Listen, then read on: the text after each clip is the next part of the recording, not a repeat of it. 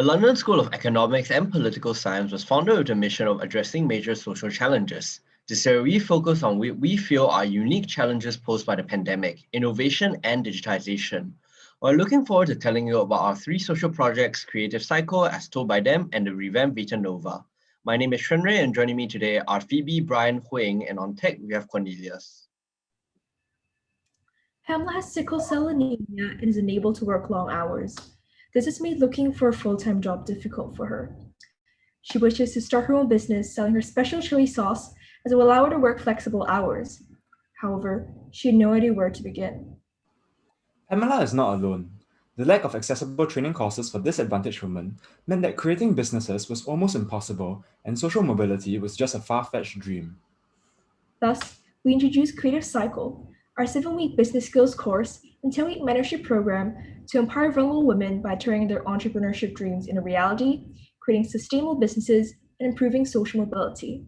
This aligns with the UN SDG goals 4, 5, and 10, namely supporting quality education, gender equality, and reduced inequalities. From September to October, we conducted thorough needs assessments with our beneficiaries from Happy Baby Community and the Helen Bamber Foundation. We found that our beneficiaries lacked knowledge of basic business concepts, and those who were refugees did not have a deep understanding of the UK system.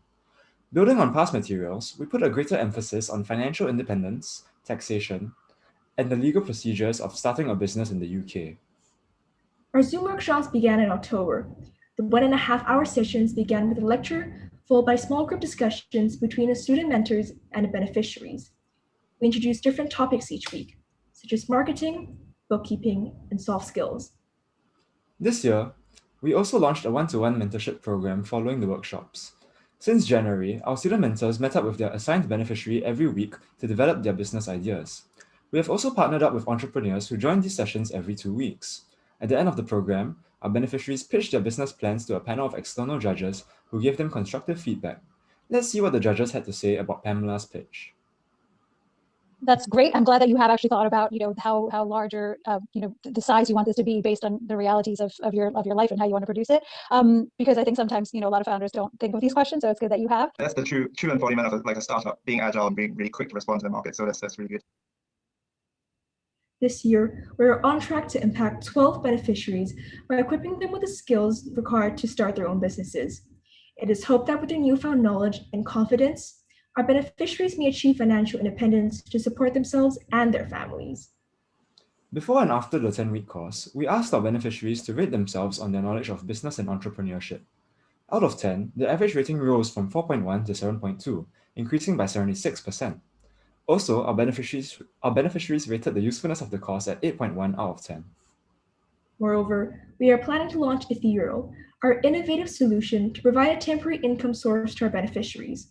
Our business model involves employing marginalized women to create products and then selling them via third-party distributors. We are currently undergoing our research and needs assessment phase and hope to launch a trial run in the next academic year. Pamela flourished in the program. She has successfully conducted a trial run selling her chili sauce online and hopes to expand her business by partnering up with meal prep companies. Our program has allowed her simple idea of starting her own brand to be realized, allowing Pamela to earn additional income to support herself and her daughter. Fears and doubts have now transformed into hopes and aspirations. Let's see how the program has helped Pamela and her business. This course actually helped me a lot to figure out every step of the way that I need to take in consideration before launching. Through our tailored solutions, we are proud to contribute to women empowerment. Step by step, individual by individual, we hope to have directly impacted the lives of our 12 beneficiaries and their families for the better. Yet, beyond disadvantaged women, we believe there is another group of people that needs empowerment.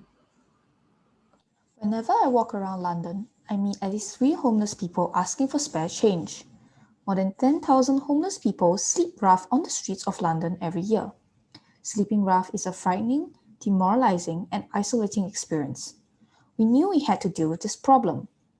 During our needs assessment, we conducted interviews with various homeless people in London and realized that the homeless need the support and skills to get back into employment, especially during the pandemic, where unemployment in London has risen from 4.5% to 7% in 2020. By taking one small step towards reducing inequality, we are contributing to SDGs 1, 10, and 11. Last year, we introduced a new podcast channel with the aim of destigmatizing homelessness and giving them a platform to share their story. In addition, we organized employability workshops that allow us to directly empower our beneficiaries and create a stronger impact. The podcast also doubles as a sustainable revenue stream. Following our needs assessment, we created a 4-week workshop with the beneficiaries of Thames Reach, a homeless charity based in South London. Our main objective was to build up the skills and the confidence of the homeless in hopes of increasing their employment prospects. Through our workshops held from June last year to January this year, we taught the participants skills such as basic IT, CV writing, financial resilience, and interview skills. Each workshop included interactive exercises such as situational tasks and mock interviews that simulated a real-life working environment. As of February, we have impacted 20 individuals. We have conducted 30 workshops in total, and over 80% of our beneficiaries use the taught skills in their job search. Let's hear it from the manager of Thames Reach herself. Hi, Stella. Hi. How are you finding the workshop so far? It's amazing. Seriously, you Good guys to are know. blowing me away. I'm so happy. And Thames Reach is using this as a model for other projects. Many of our workshop attendees have a story to tell. To dispel the notion that the homeless are all lazy, unqualified, or addicts. We think it is unfair to reduce already vulnerable homeless to mere zeros, objects to be dehumanized. Let's hear this firsthand from one of our beneficiaries, Gary. The guy loved me until I took my jacket off. He's like, "You're a really great guy. I'd love to rent my place to you. You seem like the kind of person that look after it. I love that you're a church guy." As soon as I took my jacket off and he saw the tattoo on my shoulder, he's like, "That's a gang tattoo. Get out now." Thus, we attempted to tackle this problem by allowing the homeless to share their life stories via an innovative method of using podcasts. We decided to capitalize on the high scalability potential and its low operating costs to generate high profit margins. The creative direction behind our podcast is simple: to use empathy to capture the attention of listeners. The powerful stories told by our beneficiaries humanize them by discussing their backgrounds, hobbies, and dreams to show that they're not much different from you and me. Allowing the homeless to share their experience is extremely empowering for them.